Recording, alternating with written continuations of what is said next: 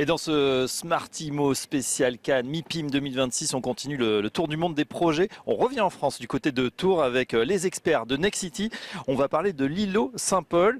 On est ravi d'accueillir Amaury Vallée. Bonjour Amaury. Bonjour. Vous êtes directeur régional du centre Val-de-Loire et Océan de Nexity. Bienvenue à vous. À vos côtés, Élodie Benoît. Bonjour Élodie. Bonjour Fabrice. Vous êtes directrice générale de Nexity Ville et Projet. Amaury, on démarre avec vous pour avoir, vous êtes le régional de l'étape, donc je m'adresse à vous, cet îlot Saint-Paul à Tours, il vient d'où? Quelle est la jeunesse du projet? Qu'est-ce qu'il y avait avant? Alors, avant, il y avait une station-service et un grand immeuble d'une dizaine d'étages qui a été démoli dans le cadre de la reconversion du quartier NPNRU qui s'appelle le Sanitas à Tours, qui est plein centre-ville. Donc, nouveau projet de renouvellement urbain. Le Sanitas, c'était un ancien quartier, effectivement, et on est au cœur de Tours. Hein. Alors, c'est un ancien quartier, c'est un quartier nouveau aussi, c'est le même nom. Et donc, on est, je dirais, en pleine centralité du quartier et autour de ce qu'on appelle le marché, puisque le marché hebdomadaire, ce très grand marché, Cuisine du Monde, qui fait venir beaucoup de Tourangeaux. Et donc l'idée c'était de travailler autour de cet îlot. Qu'est-ce qu'on va y retrouver justement dans cet îlot? Alors cet îlot, je précise, tout naturellement, on a fait venir nos amis et nos cousins de Villes et Projets, puisqu'on a l'habitude de travailler sur les grands projets de Villes et Projets, parce que c'est un sujet qui n'est pas vraiment d'habitude à la hauteur de Villes et Projets, parce que c'est un projet plutôt compact et pas très grand à la hauteur de ce que fait Villes et Projets d'habitude, mais c'était un projet qui était culturellement, qui avait un vrai impact, je dirais sociologique aussi, sur la Touraine.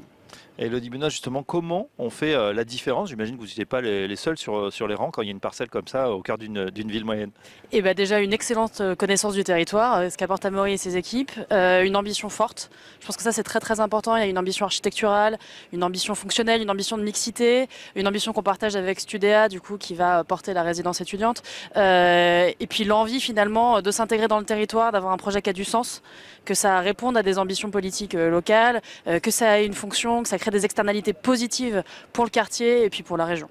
Oui, justement, on va trouver dans ce quartier plusieurs choses. Un bâtiment en 3 parties, des logements étudiants, une halle gourmande, on va en parler. On rappelle, Tours, ville étudiante, et pourtant on manque cruellement de logements étudiants.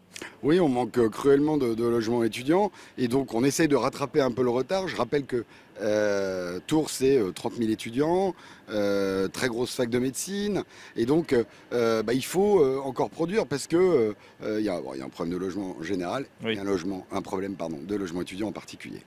Et on a aussi ce projet de halle gourmande, de pépinière culinaire même. Expliquez-nous. Pépinière culinaire, absolument.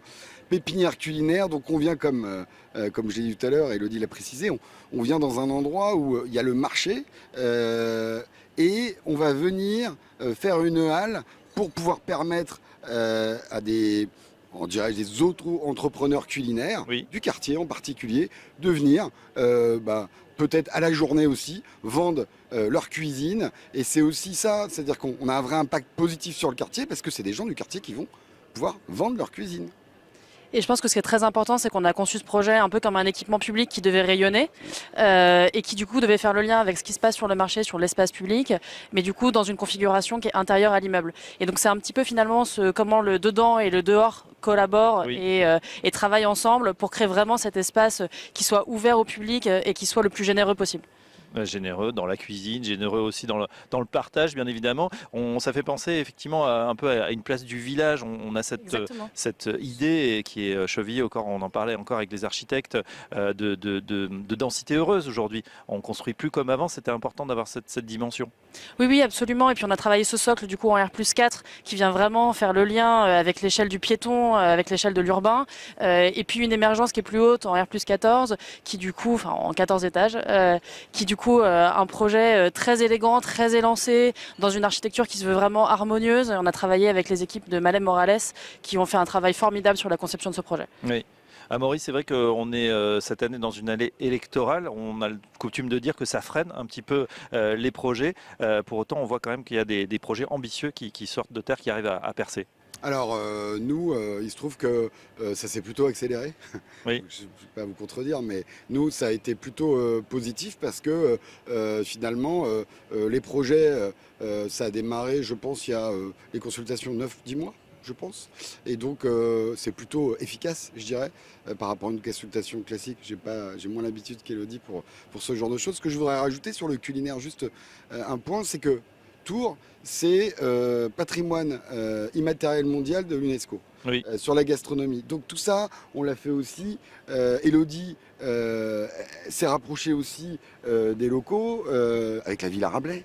Exactement, on a travaillé avec plusieurs associations, avec la Villa Rabelais, la Tablée des Chefs, on travaille aussi avec Centre-Ville en Mouvement, pour essayer finalement, puis d'autres intervenants, pour essayer de travailler sur l'activation du site et pas penser que finalement l'objet en tant que tel, mais bien comment on va de manière incrémentale faire monter cette question de la gastronomie sur ce site-là et activer l'espace public en parallèle du bâtiment et de sa construction. Ouais. L'objet, c'est-à-dire qu'il y aura bien sûr le côté marché, vente de cuisine, etc., de plats, mais pas que. Il y aura des cours, il y aura des formations. C'est quelque chose qui est ouvert sur la ville. Ça permet aussi aux Tourangeaux de venir plus facilement dans ce quartier qui a une centralité incroyable, puisque on est au pied du tram, on est quasiment au pied de la gare à 300 mètres, et puis nous, je ne sais pas si c'était évident que ce soit nous, mais en tout cas, on a fait notre siège régional il y a 3 ans, oui, en mixité d'usage aussi, à 300 mètres. Donc nous, le Sanitas, on en est chevillé au corps, c'est-à-dire que vous le connaissez par cœur. C'est notre quartier, oui, tout simplement. Donc si c'est notre quartier, voilà, on le connaît bien, on connaît les commerçants parce que voilà, les collaborateurs aussi ils vont faire entre midi et 2, on est dans le quartier. Donc oui, ça, je pense que c'est important de le voir et donc c'est quelque chose qu'on connaît très bien. Élodie, justement, on a l'impression, alors outre le fait qu'on soit pratiquement voisin au régional de l'Étape, ou qu'on ait son siège juste à côté, on a l'impression que justement, aujourd'hui, pour gagner ces nouveaux concours, il faut vraiment cette dimension de faire vivre la ville, je dirais presque de proposer une expérience aussi. Oui, absolument. Et puis créer un narratif dans lequel les gens se retrouvent. Je pense que ça, c'est très, très important. Raconter une histoire, créer des projets dans lesquels la population locale se retrouve et s'identifie, et pas faire des projets complètement ex nihilo. Je pense vraiment que cette question de la contextualisation, elle est essentielle. Travailler de la mixité verticale, c'est ce que tu rappelais. Il y a aussi la maison des associations, un espace France Service, il va y avoir des bureaux partagés. Je pense que ça, c'est essentiel de travailler le service urbain, travailler la programmation commerciale, travailler des fonctionnalités publiques, parapubliques, et travailler cette mixité verticale et fonctionnelle, c'est essentiel pour avoir des projets qui fonctionnent bien et qui s'intègrent harmonieusement dans leur environnement. Est-ce que les habitants du quartier ont été consultés? On parle beaucoup de consultation, concertation, co-création. Est-ce que ça a été le cas pour ce projet de l'îlot Saint-Paul? Alors là, on commence à rentrer dans le montage du projet puisqu'on a été lauréat en fin d'année dernière, donc on travaille activement là sur le montage du projet. Mais oui, c'est essentiel d'intégrer la parole habitante, de faire de la concertation en lien avec les actions qui sont déjà faites puisque c'est un projet NPNRU, donc un projet en renouvellement urbain. Donc il y a déjà des actions qui sont réalisées aujourd'hui par les pouvoirs publics.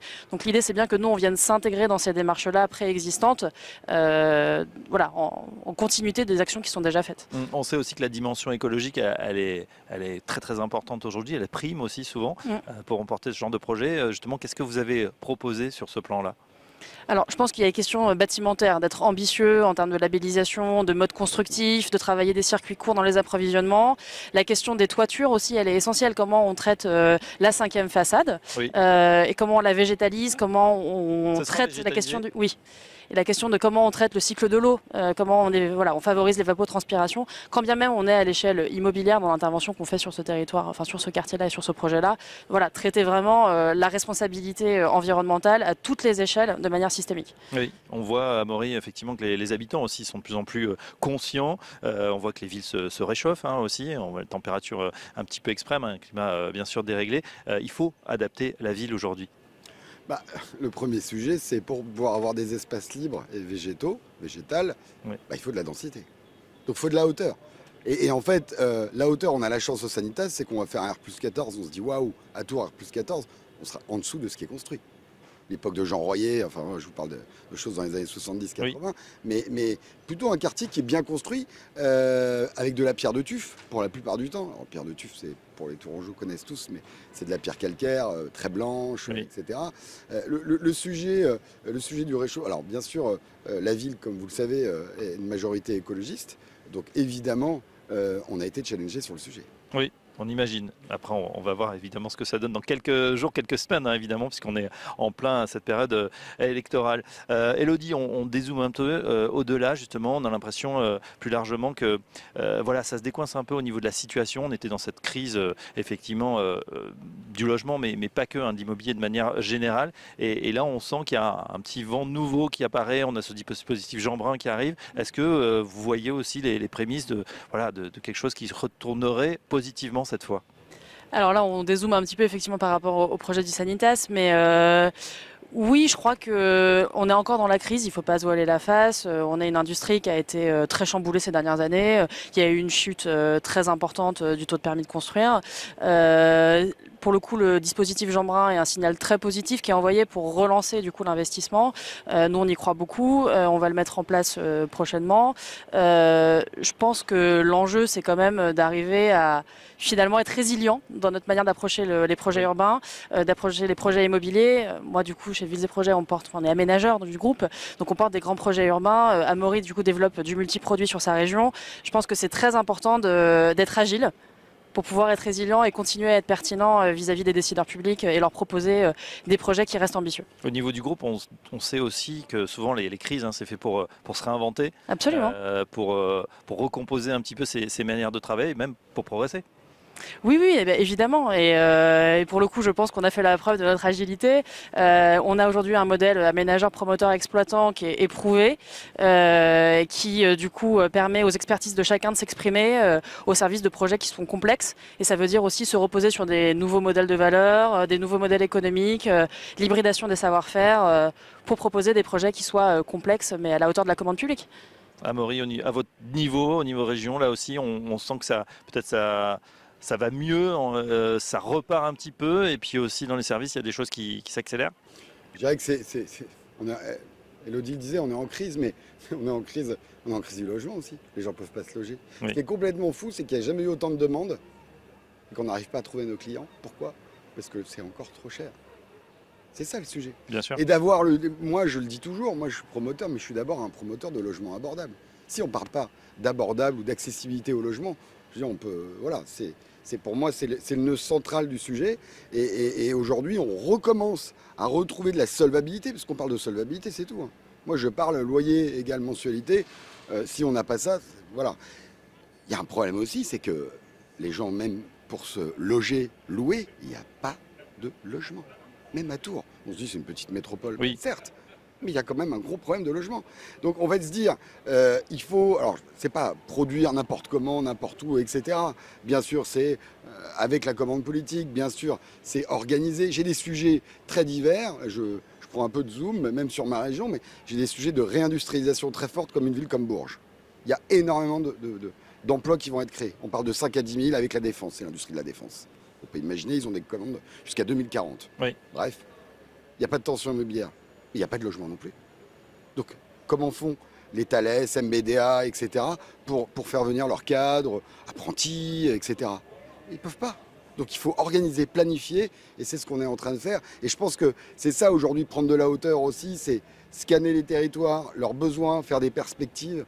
Et c'est ça qu'on fait au quotidien avec le New Next City, aménageur, promoteur, et avec tout ce qui peut se faire dans la promotion immobilière. Ouais, s'inscrire aussi dans le temps long, bien évidemment. Merci en tout cas les deux experts de Next City, Amaury Vallée, merci, et Elodie Benoît pour ce zoom hein, sur effectivement l'îlot Saint-Paul à Tours. Et à très bientôt dans Smart Immo. Merci beaucoup.